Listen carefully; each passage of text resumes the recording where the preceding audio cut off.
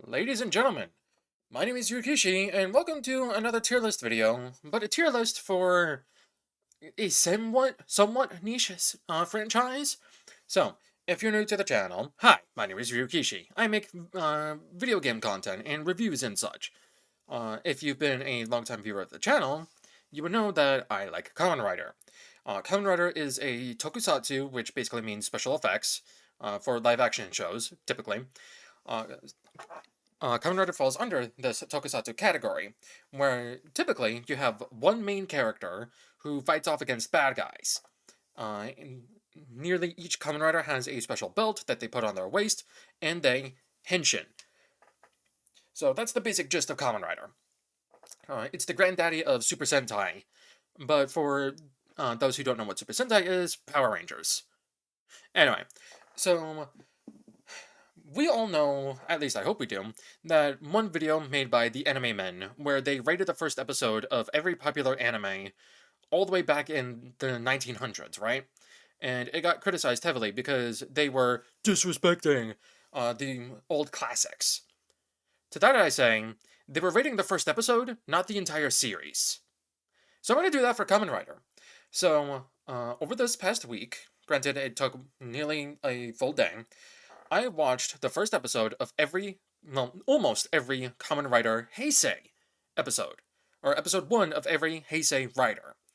Now, the shows I didn't do it for is Decade, Zio, Amazons, and there's a reason for that, Ghost, and Zio.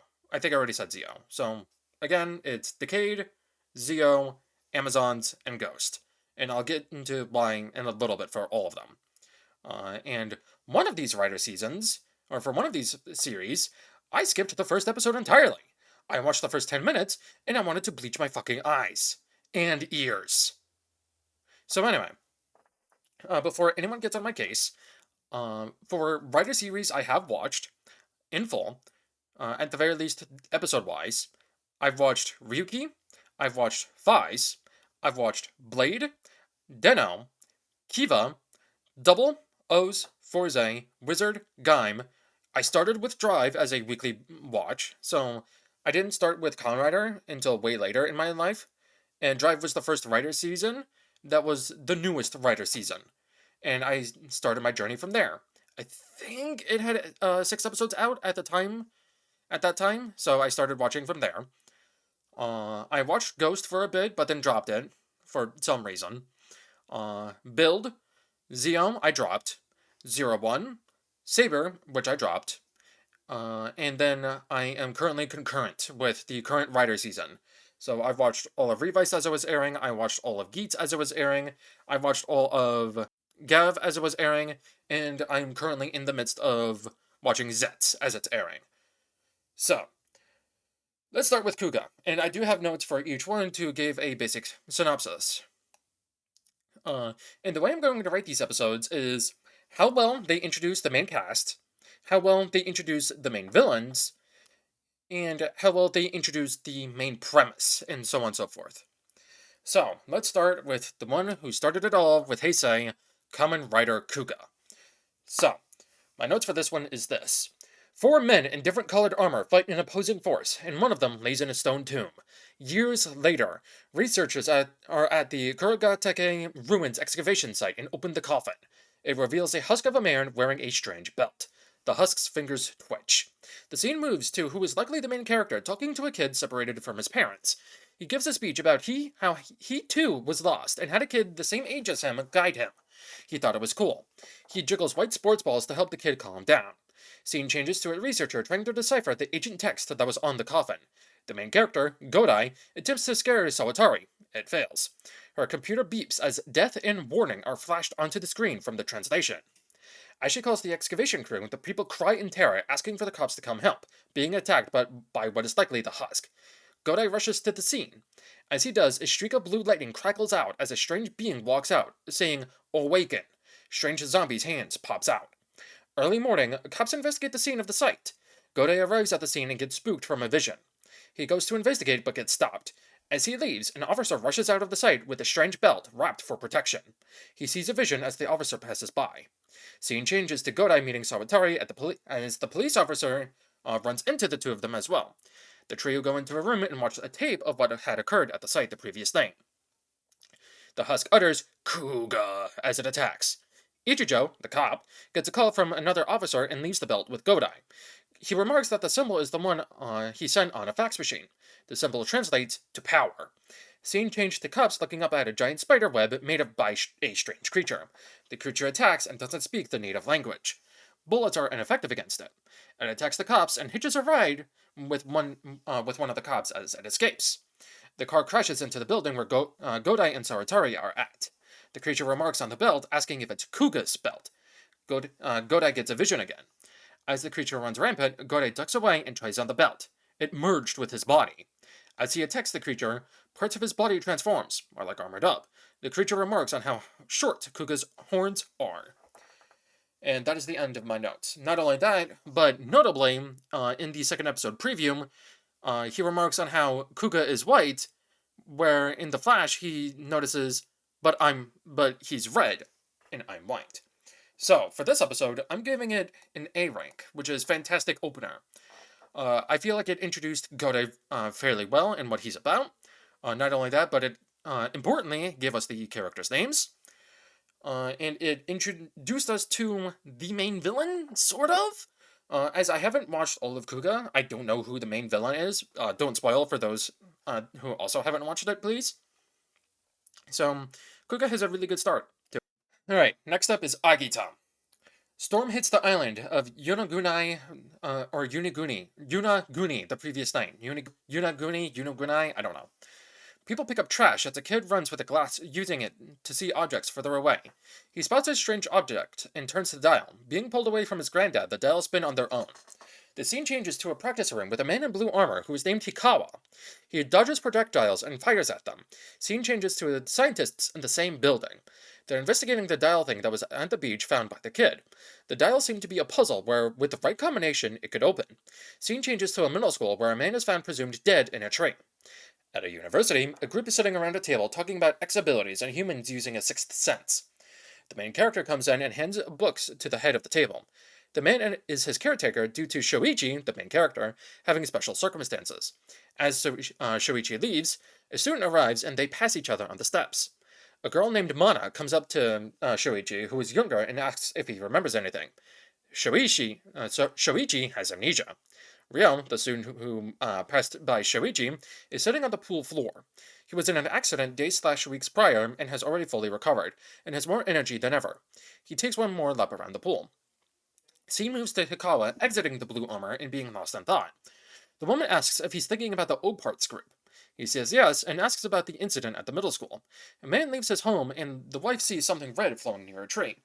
Monster is lying in wait near the tree, his red cape flapping in the wind. Analysis gets completed on the strange dial puzzle. Both Shoichi and Ryo experience a headache/pain. The husband gets abducted by the monster and leaves as the wife rushed out with an envelope he forgot. The pain stops, and the husband is up in a tree, dead. The husband is the father to the son from the middle school who also died in the tree. Hikawa goes to question the widow, but she runs off, still in shock. They arrange a meeting at night, however, but the monster reappears, making the same hand motion before it killed the husband, and attacks the wife. As it attacks, a strange light is above the monster's head, but after killing the woman, it disappears. Shoichi and Ryo get the head pain again. Hikawa arrives at the scene, seeing the woman dead in a tree. The monster attacks as the light appears again. It pushes Hikawa back and walks off. The light goes away. Hikawa pursues the monster and asks for the G3 system. He suits up and chases the monster down. The monster damages his suit, however. A new adversary appears as the monster rushes towards the person. The adversary is clad in black and gold, wearing a strange belt. Two more monsters of the same type, which are basically leopard men, appear away from the commotion, and the one says, Agito. So, it introduces the characters, but it doesn't introduce what the characters are fully about. It just mentions that the main character has amnesia. And we know that Ryo is an athlete for swimming. So, I would put it in decent start tier. Agito also didn't introduce the main villains. Like, it introduced the villains, but we don't know their names at all. But in the episode 2 preview, it said unknown, so there is that.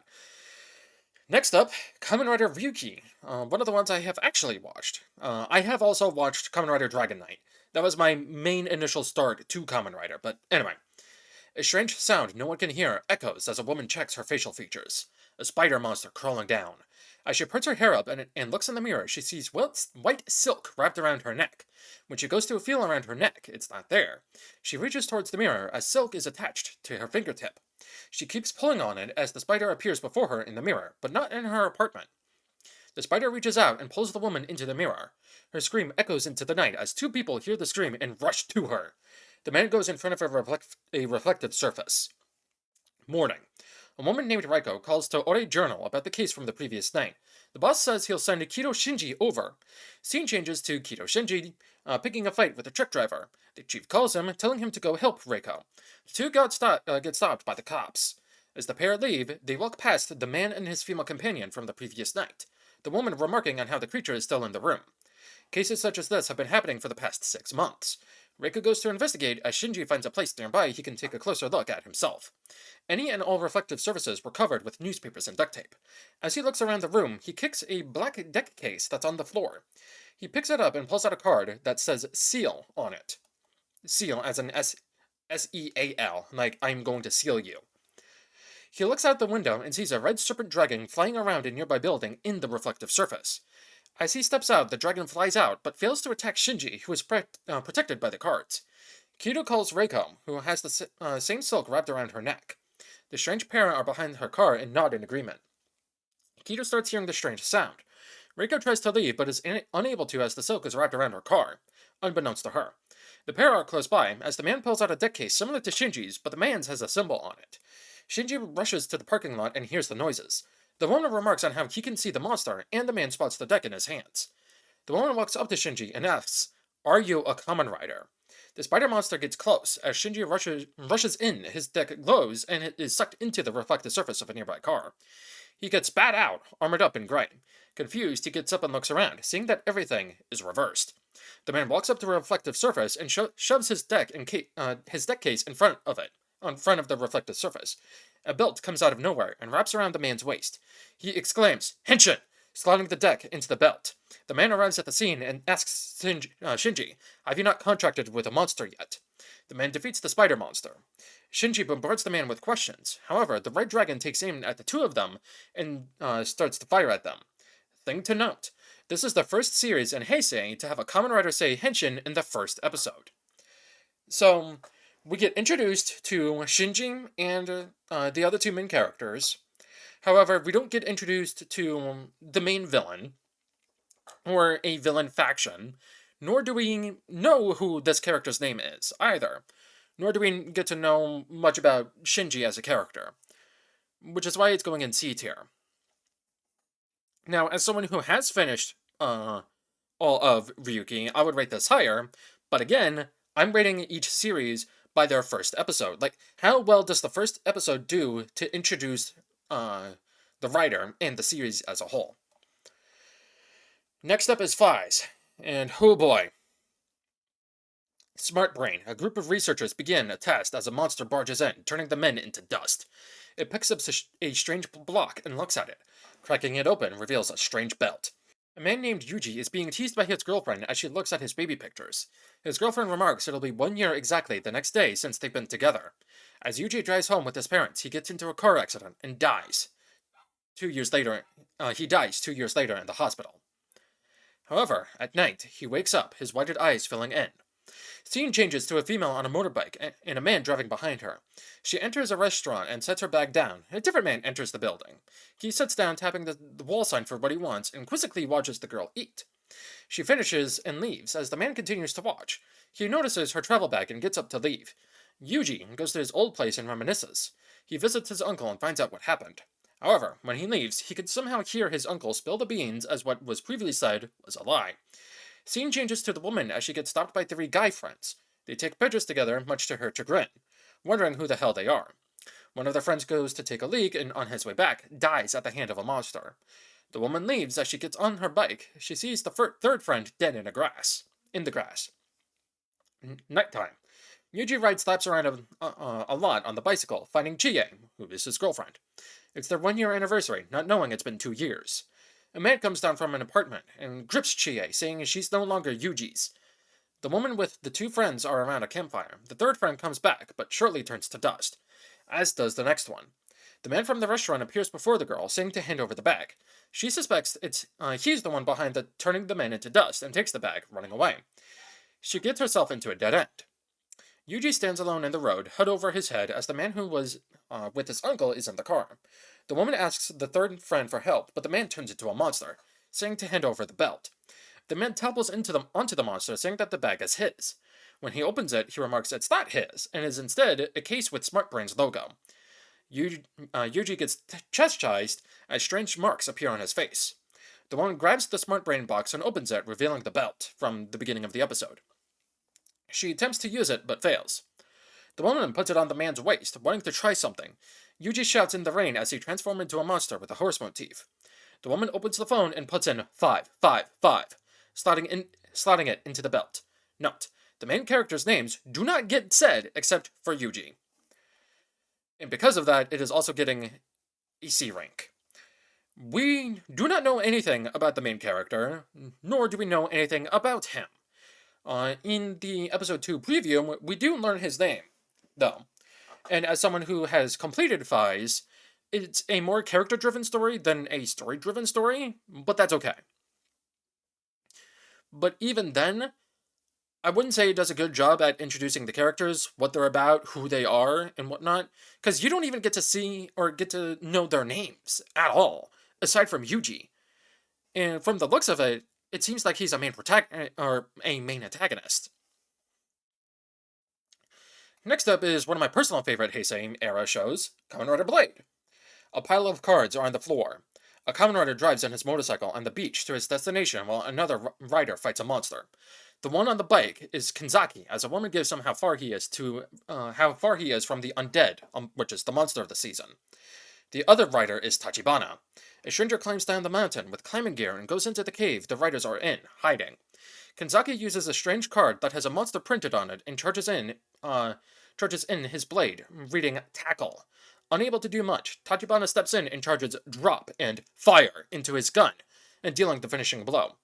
He pulls out a blank card and tosses it towards an opening on the undead as it gets absorbed into the card, reading Scope Diamond 8. Red Diamond 8, I should mention.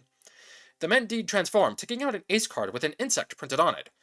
Kinzaki being a Kabuto beetle, and Tachibana being a Kuuga beetle, which is a stag beetle. Tachibana leaves, but before Kinzaki can, the climber comes out introducing himself as Shirai Kotaro, saying his goal is to become a non-fiction writer specializing in science. He asks for an interview, dropping the name Kamen Rider to Kinzaki, but Kinzaki leaves. Kinzaki enters a building, the group bored, and enters the office. Tachibana shows a man the scope card, saying he knows the Rouse card system works on them. Tachibana then asks why Kinzaki is a writer, to which he responds with, it's his job, and also wanting to protect Earth and humanity. Tachibana states to make sure people don't take advantage of Kinzaki's innocence, and leaves. Kinzaki attempts to go home, but he gets kicked out. Kotaro shows up, saying that Kinzaki can stay at his place. Tachibana stands in front in a room filled with sacks, as one opens up, spewing out insects. A man rides up to, apologies if I butcher this name, Jacaranda, the old barn house. As he enters, he hears word about a Kamen Rider from Kotaro running his mouth to a kid. A woman comes around the corner showing light concern for him. The woman is his sister, the kid his niece. The man's name is Hajime, and he goes downstairs into his room. Hajime has an episode repeating Kamen Rider in his head. A card falls out of his pocket, the Ace of Hearts with a mantis on it, saying change. Kinzaki wakes up, startled from a nightmare. He gets a call from board that they're under attack. Kinzaki arrives at the scene and saves Hirose, the woman who's he's been speaking to, and is saying that Tachibana was the one controlling the undead. Not wanting to believe Tachibana is a traitor, Kinzaki rushes out and confronts the undead, transforming into Kamen Rider Blade. This episode introduces the main characters beautifully well. It kind of introduces Kinzaki as a character, and Tachibana as a character, but not fully, and what they're about. It introduces the undead perfectly well. For that reason, it's getting the next A rank. Oh boy. So, I don't apologize for where Kamen Rider Hibiki is going. It is going in the D rank, and it is probably the only show that is getting put into the D rank. For one reason and one reason only. This is the one I could not stomach. So, my notes say, there is nothing of note for this one because the first 10 minutes were agonizing. Something about an island and going to a trip for it. The first, 2 minutes was no background noise, just sound of actions being made, like unlocking a belt, ringing the, or unlocking a bicycle, ringing the bicycle, or making the bicycle ring, etc. And the first 2 minutes, I shit you not, was a musical number, where it was repeated lyrics. Yeah, no thank you. I could not stomach it. I just basically skipped around to see when the Kamen Rider was introduced, and that was it. Next up, we go into Kamen Rider Kabuto. 7 years ago, a rock from space hit Shibuya, turning it into a mountain of rubble. Years later, a security guard goes to do his job. He hears a noise and spots a nearly naked man. The man turns into a monster and attacks, but the man presses the button. The monster is known as a worm, and Zect troopers get set in to deal with it. As the troops get attacked by the worm, Kagami arrives late to the scene and heads to the scene, recording footage. The worm molts, evolving. 21 have died, and 6 were injured. The next day, Kagami gets his wallet taken from a pickpocket and runs after him. The pickpocket brandishes a knife and misses the knife towards a strange man walking the road, who didn't help Kagami with the pickpocket because if he did, his tofu would crumble. The man reveals himself to be Tendo Soji. Scene changes to Tendo's residence. His younger sister comes down saying good morning. As Kagami waits for a train, Zect calls him. As that happens, a man with a similar travel case comes by and seemingly switches his for Kagami's, saying, I have it, on the phone to Kagami. Tendo trains in his gym. Kagami enters the van, asking if he got followed, handing over the travel case. The travel case is the anti-worm weapon, the Masked Rider system. Kagami asks if he can use it, but the woman says Kagami isn't going to get a Zector. Tendo opens his locker and looks at a similar belt, asking how long he has to wait. The scene changes to a young girl waiting to shop at a road shop, with a man in a knitted scarf telling the women to stop talking as they have a customer. The young girl meets the man again, saying that his motorcycle is hurt. She pulls a nail out from the tire. The girl is Hiyori. The guard from before is up and walking and attacks the nearby investigators. He transforms into a worm and kills the men, taking on one of their looks. Hiyori sees all that has transpired. Zect gets informed of the worm and goes to its location, with Tendo close behind. The belt, awakening. Hiyori gets chased, but the troopers show up. The worm molts and Kagami begs to use the Masked Rider system. Getting the okay, he rushes into the scene. A red rhino beetle flies onto the scene, however, Tendo catches it. Slotting it into the belt, he transforms. He defeats the worm, however, he gets surrounded by members of Zect. This one introduces our characters, but I wouldn't say introduces our characters well enough. It introduces Tendo, kind of, but not fully. It introduces the worms, but not what they're about and such. So for that reason, I'm putting Kabuto in B tier. Now for Dano. A train running on the tracks in the middle of nowhere, chasing yellow dots. The dots leave and fall from the sky in Japan. A young man rubs his eyes as he got stuck in a tree while on his bicycle. The young man gets into more trouble as a broken glass bottle pops on his tires, and he tumbles down, getting into trouble with thugs. They take his wallet, which has his name written, Nogami Ryotaro. He gets beaten up by the thugs later. As he pats himself, sand starts to fall off of him. He notices a strange pass on the ground in a grate. He picks it up, walking to a nearby police station. More sand falls off. When he opens the door and enters, he's not in the police station, but another world, where there's nothing as far as the eye can see. The train appears before him all of a sudden. A young woman hops out and enters the real world. Ryotaro gets offered coffee by a train attendant. He takes it and leaves. He turns around with the coffee cup still in his hand, but now back in the real world. The woman goes to the grate the strange pass fell into, remarking it's not there. She steps on some keychains and goes off to look for it. Goes off to look for the train pass. One of the thugs from before goes back and asks the cop who just came down about a set of keys. The cop says a kid in a red muffler went to return an item. The thug runs off as a yellow dot enters his body. Sand spills onto the ground. It pulls itself together and forms a monster, asking for the thug to tell it the man's wish. He will grant any one wish as long as he's compensated. Another yellow dot flies about and enters Ryotaro. The sand pulls together to form a monster, but Ryotaro doesn't notice and runs into it with his bike. The sand pile follows him. Ryotaro enters the Milk Dipper, a cafe, and apologizes to his sister, Irie, who the patrons are infatuated with. The patrons tell Ryotaro he still has sand on him and help get it off of him. He notices he still has the strange pass on him. As he goes to try and return it, the train appears from thin air. The woman asking for it speaks to him, asking if he had picked up the pass. She asks for it to be returned to her, but Ryotaro tells her to go to the police station if she had lost something. Ryotaro gets in trouble again with the thugs blocking his path, asking if he took their pal's key holder. He runs away. Ryo says he's haunted, and a voice says that he is, by said voice. The monster comes out. The thugs catch up, thrashing Ryotaro, suspecting he's the one who took the key holder. As he gets attacked, Ryotaro stops a plunge and strikes back. He takes off some of his layers as his hair is pulled back and his eyes are now red. The monster says Ryo's his contract holder, and to leave before he knocks out the thugs.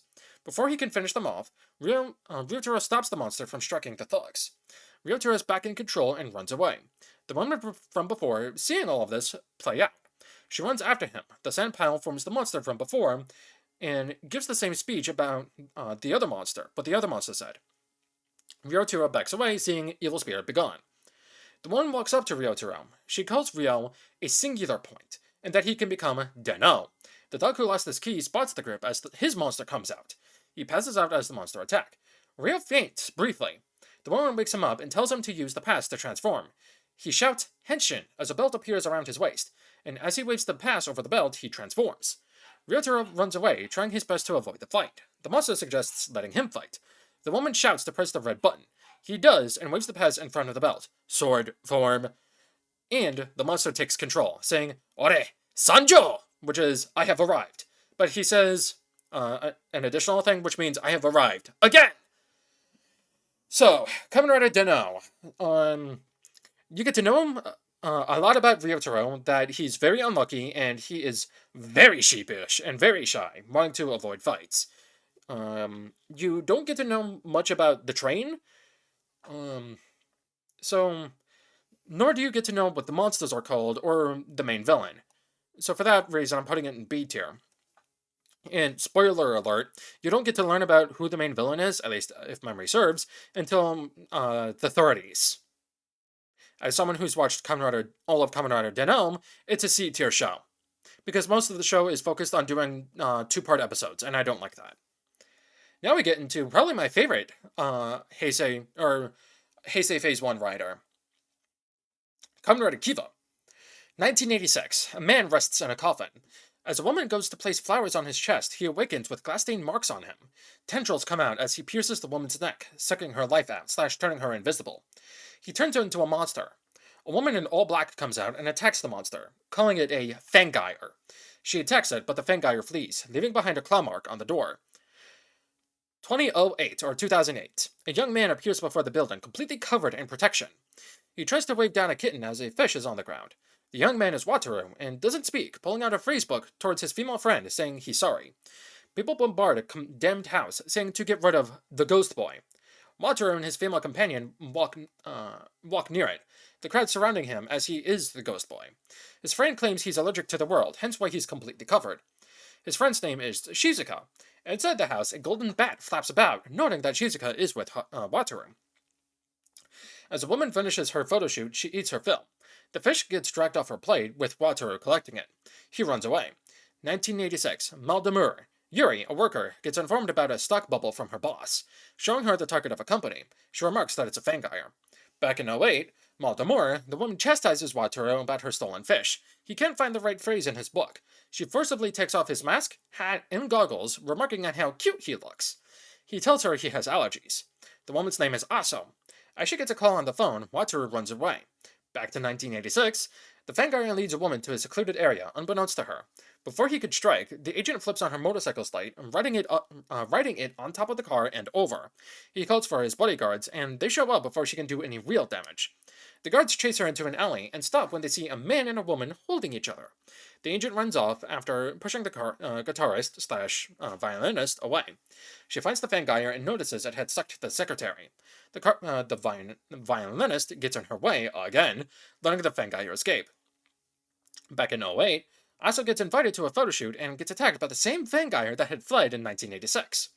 Watu makes a remark that if he isn't allergic and that he can breathe this world's dirty air, that would make him a dirty human. After the bath, he looked longingly at a violin and a photo of the same man from 1986. He wonders if he'll be able to achieve the same color as the violin that's hung up, which is why he wanted the fish. After leading the fanguyer away, the Aso attacks him. A string on a random violin makes noise as both Wataru and the bat go into action. The bat, known as Kiva, flies around and takes a bite on Wataru's hand, allowing Wataru to henshin. And those same strange stained glass marks appear all over Wataru's face. Notably, this is the first Heisei show where the titular rider uses the infamous rider kick in the first episode. Not only that, but, if memory serves, this is the first series to have the titular rider actually say henshin on his own.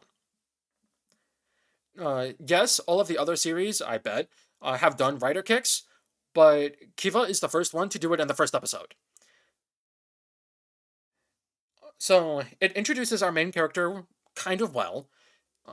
We get an interesting look at him as a character. We don't get to know much about his personality, but we do get to learn a little bit about his background. That there's more than meets the eye with him. We get introduced to the characters and their names. We get introduced to the main villains, which are the Fanguyers, but we don't know their boss or their ambitions. Just that they suck out people's life force / turn them invisible. So, for that reason, I'm gonna put it in high B tier. Now, Decade I'm gonna skip, because Decade I feel like I should watch all of Heisei Phase 1, and I didn't. I only watched a select few episodes, or a select few series, and even then, while I could have watched it, I didn't. So, I apologize for that. But I did, however, rewatch episode 1 of Kamen Rider Double. Even though it says W, the series is pronounced Double, and there's a reason for that.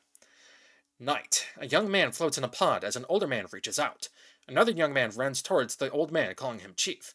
Together with the young man, they try to run, but the Chief gets shot and killed. A monster comes out from the floor and attacks the duo. The young man in white asks the other man if he has the courage to ride with the devil, showing a strange belt and different colored flash drives. The man grabs the black flash drive, the man in wearing all white, the green one, and together they transform. Flash forward a couple of months to a young woman looking around a windy city. She comes across Kamome Billiards. Moments later, a man riding his motorcycle stops by, putting on his fedora, asking if she needs anything. They enter a detective's base, and she informs him he's being evicted, and that she's the owner. Naomi Akiko is her name, the daughter of the man's chief. The bell rings, and Sho, the man in the fedora, answers the call for a case. He narrates to himself. Hidori Shotaro, a private detective. Hard-boiled detective, one might say. As he's investigating the case, he sees that a building has collapsed, and it's likely at the hand of a dopant. He gets a call from Philip and asks for assistance. Philip is the man in white that him and his chief saved. But he's looking directly at the enemy, a magma dopant. Nighttime. Sonozaki House. A family of 3 remark on the magma type as the woman starts in a taboo type, turning into the monster from the start of the episode. Akiko packs everything in the agency but opens the door the hats were on, and gets startled seeing the open garage space. There, she meets Philip, Shotaro's partner. Shotaro spills the beans on what dopants are, showing her Gaia memories. They're being sold off in the town, and using one transforms you into a powerful superhuman. Shotaro has Philip look into the Gaia library, and together they find out where magma will strike next. Shotaro arrives at the scene and pulls out the Joker memory and a belt. As Shotaro puts the belt on his waist, the same belt appears before Philip's, and he pulls out Cyclone. Together, they transform. I forgot to mention, as they transform, when Philip puts in Cyclone, Cyclone magically disappears from his belt and goes into Shotaro's. Not only that, but Philip also falls unconscious because his consciousness is transported to Shotaro's body. So, with Double, we get introduced to the main cast and the main villains of the series. We don't know what their main goal is yet, and that's fine. And we get introduced to a little bit about what the characters are like. Philip is basically, when he gets focused on one thing, he gets going. He researches every minute detail there is to know about said thing. I'm also going to be putting it in B tier, and it's high B tier as well. I think it's better than Kiva's opening, because you actually get introduced to the main villains, and you learn a lot more about the characters than you do in Kiva. Let's go into Kamen Rider O's. A museum is being robbed. As stuff gets pulled away, a handful of silver coins, or medals as they're called, pile together and it goes towards the top of the coffin. It turns the dial and signals the alarm. The box glows gold as more silver medals come out and takes the shape of different beings. An elite agent, Goto, informs the boss that the medals have reawoken. The 4 metal beings change into a more complete form. White, yellow, blue, and green, incomplete monsteroids. The squadron attack, but get defeated by the monsters, known as the Greed. A red medal flecks a part-timer's head as he gets up. He undresses himself and puts the outfit up on a wall as it collapses. Hino Eiji is his name, and he doesn't have a place of residence or phone number. A red bird-like hawk crawls out of the... a red bird-like hand crawls out of the rubble. 4 banners get pulled down. The right Greed remarks on how he feels weird. The yellow says he saw Ankh take some medals away, which is why the 4 feel incomplete. AJ remarks that he'll need a job soon and goes to a not-so-normal vending machine, which is the vending machine that you see in the beginning of the episode, that the troops use. He drops the red medal on the ground. The feathery hand picks it up, but AJ drops the machine on it. Hina, a passerby, hears the scream and goes to lift the vending machine up, with no issue. The hand crawls away and scares Hina. AJ turns around, facing the hand, as it says it'll be taking its core medal back. He also gets spooked and gets the core medal back and runs away from the hand. The green Greed walks about a jewelry store and slots in a medal in the back of a woman's head. Out comes a monster in wrappings. It is the manifestation of her desires and eats the jewelry on display. The monster transforms into a green insectoid and gets ordered to find the core medals. AJ and the hand get attacked by the monster as it found a core medal. The monster recognizes the hand as Ankh. The two get attacked, and Ankh formulates a plan of action to use AJ. Ankh puts a belt on AJ's waist, the thing used to seal the medals. AJ slots in 3 core medals, a red hawk, a yellow tiger, and a green grasshopper, head, torso, and legs. He transforms. Ta-to-ba. Taka, Tora, Bata. Ankh possesses the nearby young officer's body, making it his new home. And the woman on the phone calls said officer her brother. So that's an interesting thing. Notably, I did not rate this in my notes. So I am going to rate O's probably a low B tier. Because we get introduced to AG fairly well, that he is a... what's the word I'm looking for? Like, he's... I wouldn't say adventurer, he just lives life as it goes by. We get introduced to Ankh, which is the hand, but we don't know much about him other than that he's a Greed, and for some reason his body is missing. So, that's basically it. Next up is Kamen Rider Fourze. And this is the one I have the least amount written for, I think. A space station begins to blow up as 2 astronauts fight over a case. The one wins as his eyes glow red. He leaves as the other astronaut gets caught in the explosion. 17 years later, Kengo gets handed a love letter but tosses it away. Out comes another student who berates him and goes to retrieve the letter. In Class 2B, Kengo looks out as a little robot friend comes into the class, showing Kengo information. He remarks that the whole has started to become active and that his group need the power of Fourze. The class gets a new transfer student, Kisaragi Gentaro, the young man that berated Kengo. He says he will make friends with everyone at the school. He goes around giving pleasant meetings. Then he spots Yuki, an old classmate from elementary school. He tells Kengo he has mail and that they will be friends. Gen says he'll make Ken his friend just out of spite. Later, he tries to find Kengo, but to no luck. He instead gets in a fight with Daimonji Shun and his goons, as Ken sat at a table he wasn't allowed to sit at. As the fight goes on, a mysterious black cloud comes toward the group. Ken fights it, but to no avail. Kengo arrives in a giant mech and takes it on, Yuki remarking that it's a zodiac, specifically Orion, the constellation.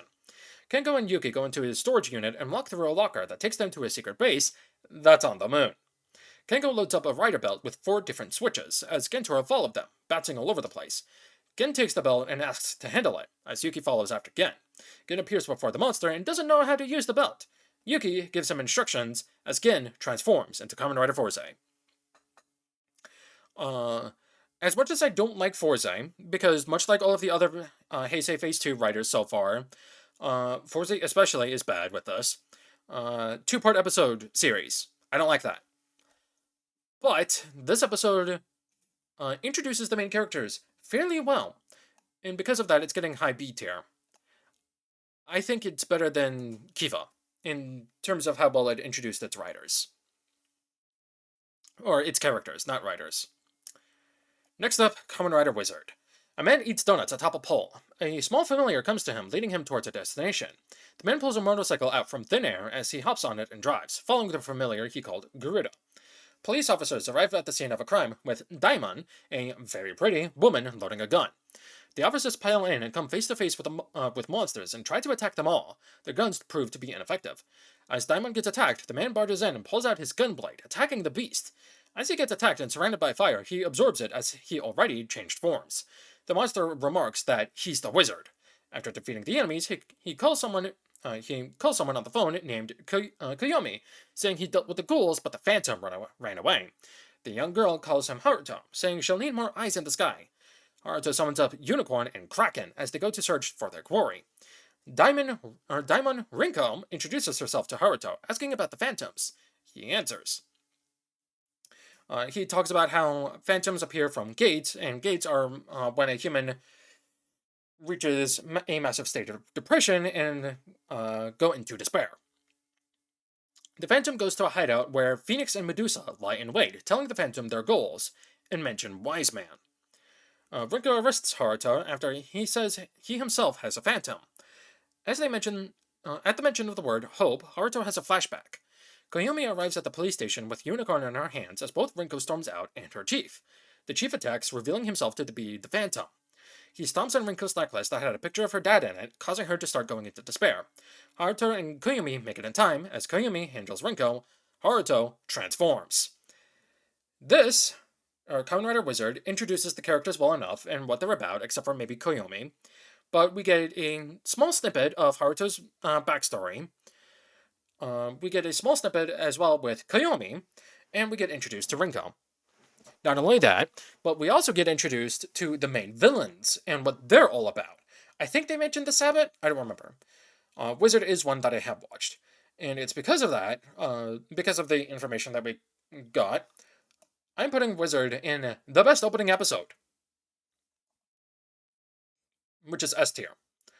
So, on to one of my personal favorite Kamen Rider series, Kamen Rider Gaim. A young man by the name of Kazuraba Kote helps a little boy trying to find his mom, telling him to treat it like a game. The mother calls out as Kote gets back to work.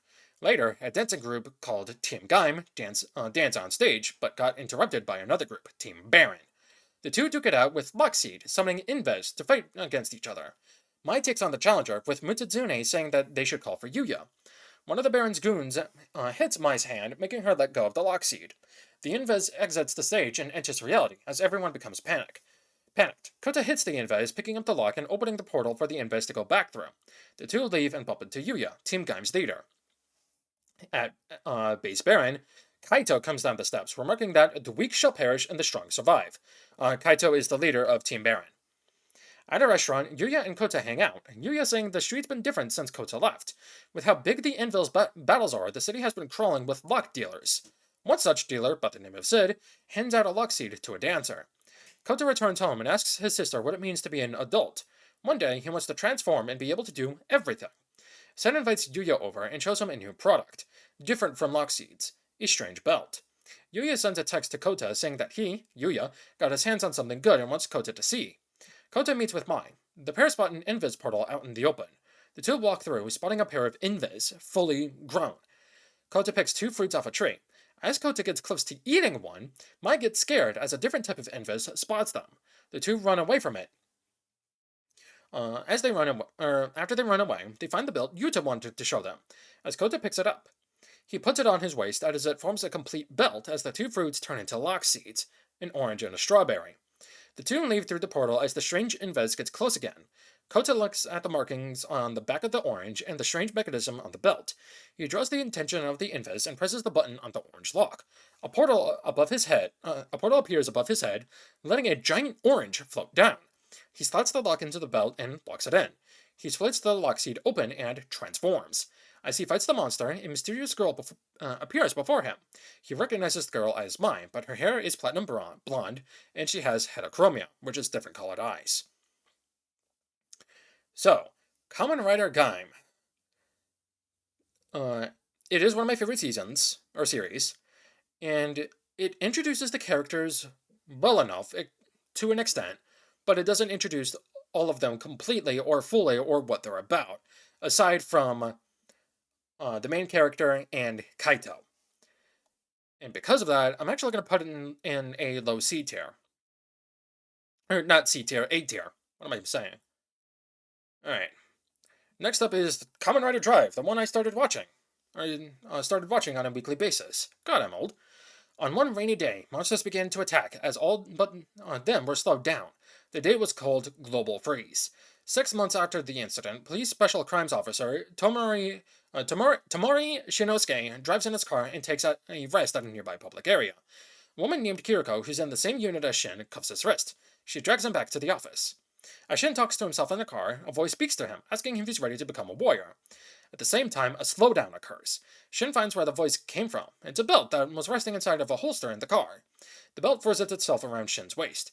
Kiriko informs Shin about the slowdown, and they take off, with the belt controlling the vehicle, however. As they investigate, slowdown occurs again. A man comes out and changes into a monster with 029 printed near his neck, right above his chest. It attacks everyone. The belt calls for the shift car support as they begin attacking the monster. Back at the office, Shin put together a composite to find the perp. He straightens his tie as Kiriko takes note of it. Shin finds the perp and goes to confront him as slowdown occurs again. However, the belt calls forth a shift car as it slots into a side holder on Shin's belt. Shin can move at normal speed. However, he gets overwhelmed by 2 more monsters. Just then, Kiriko comes by in the car and attacks, also having shift cars. She tells him that his engine is going and to do something about it. With the help from Mr. Belt, he gets a shift car and wrist brace. Slotting in the car and flicking it like a lever, Shin transforms. And at the end of the episode, we do get introduced to supposedly the main villain of the series as well. So, Kamen Rider Drive. It introduces the characters well. It also introduces what they're somewhat about. And a thing I forgot to mention is that during this slowdown pandemic, time had stopped for Shinosuke as well, because a partner of his had unfortunately got killed. Because as the slowdown had occurred, Shinosuke fired a bullet as he told his partner to move away.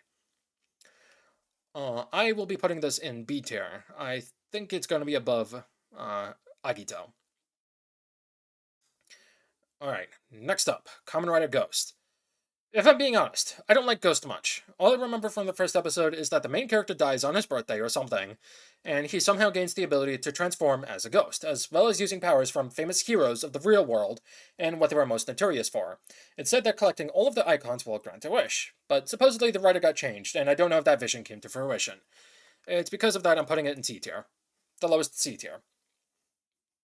Alright, time for one of my other favorites, Kamen Rider X-Aid. On a rainy day many years ago, an 8-year-old Hojo Emu got into an accident and is being taken to a hospital. 16 years later, he himself is a doctor, playing a video game on a bench with spectators watching him. Atop a building far away, a man speaks to a monster named Graphite, remarking on how soon the city will be theirs to play with. At the Ministry of Health, the head reads off about a genius gamer M. The woman standing close to him says he should be able to use the gamer driver if he's a genius. The woman in question is Kirino Asada. Emma's patient runs away. As Emma tries to catch him, he gets into an accident and flies overhead Asada. More accidents occur as the case springs open, revealing the build and something to go with it. The patient notices it's Mighty Action X, a game not yet out, and wants to play it. Asuna says it's not your average game. The kid gets depressed and faints as tiny orange monsters start showing up. Asuna takes out a stethoscope and looks in closer detail. She takes the kid to the hospital, Emu tagging along, as they go to CR. There, they meet their director, Kagemi Haima. Emu remarks how he saw the orange blobs, and Haima asking about the bugsters. Emu gets shooed away. Asuna heads out to look for the genius gamer. Emu enters the private space. His patient pulls out a keychain of Mighty, a video game character. The kid had one to go to the launch party of the new game. Meanwhile, God himself, game company Genmu Corporation CEO Dan Kuroto announces the legendary game after 5 long years is complete. Mighty Action X. Both Emu and the patient are there as Asuna spots the two. She attempts to take the patient back, but the kid retaliates and turns into a bugster. Asuna informs Emu about the bugster virus, and saying that the Rider system is their only way of combating the virus. Emu takes the belt and Gashat, which is the item, and he transforms. So, Kamen Rider X-Aid. So we get introduced to Emu and a bit about his backstory, saying that he got into an accident and he is Genius Gamer M. I mean, it's obvious. His name is literally E-M-U. Emu. We get introduced to Asuna, who at the end of the episode, she reveals herself to be Poppy, which is a video game character, and that Emu needs to clear 10 video games as well. And you actually get to see all of the video games that get used in that series. Well, you don't get to see all of them, because some of them do get made as time goes on. And I do apologize about that. Meanwhile, God himself, game company, I apologize. It's a huge meme in the Kamen Rider community to call Dan Kuroto a god. And if you watch Kamen Rider X-Aid, you will know why. I had to get on the bit. I personally don't like the bit, but I got in on it anyway, so... but anyway, X-Aid is very high A tier. I would say it's on par with Gaim. Okay.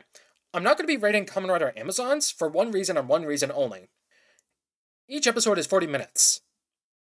And I feel like that would be unfair to rate it when all of the other episodes on this list are 20 minutes long. But if I were to rate it, I wouldn't know where to put it. But I will say, Kamen Rider Amazons, the remake, I should mention, not the old Showa era one, the remake, Amazons, fucking amazing. I love the show.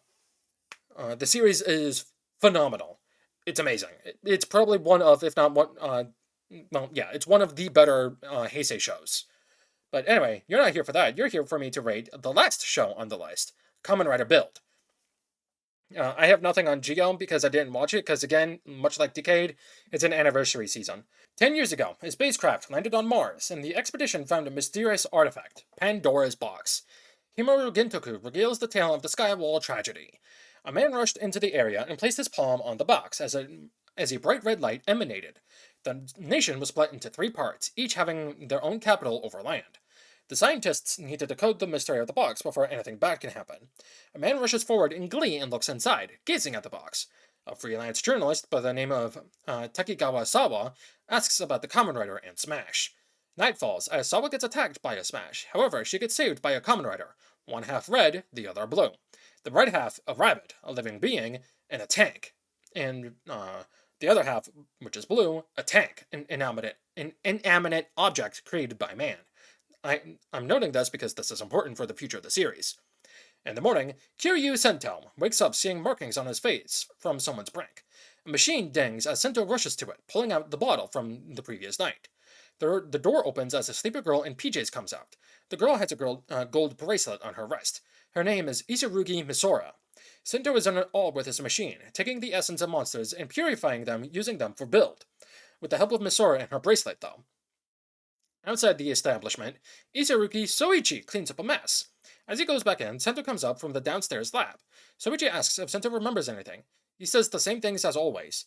Scientists in gas masks, liquid, and a man with a bat motif.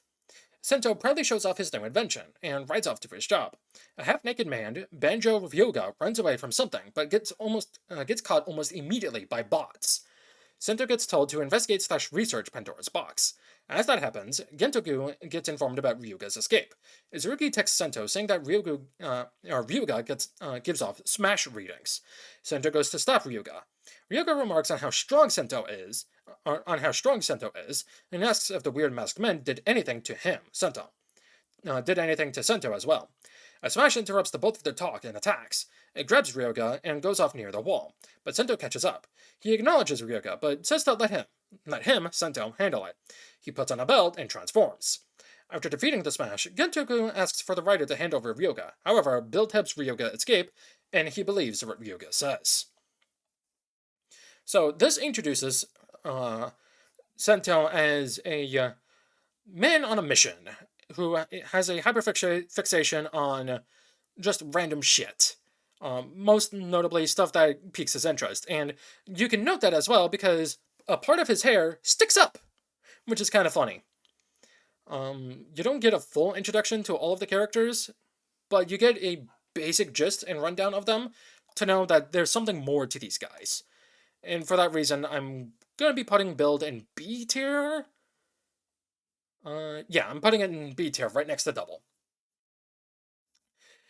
And so, after I apologize about that, a long description of nearly all of the Heisei writers, this is my tier list for how good the episode 1 is of nearly all of the Heisei writers.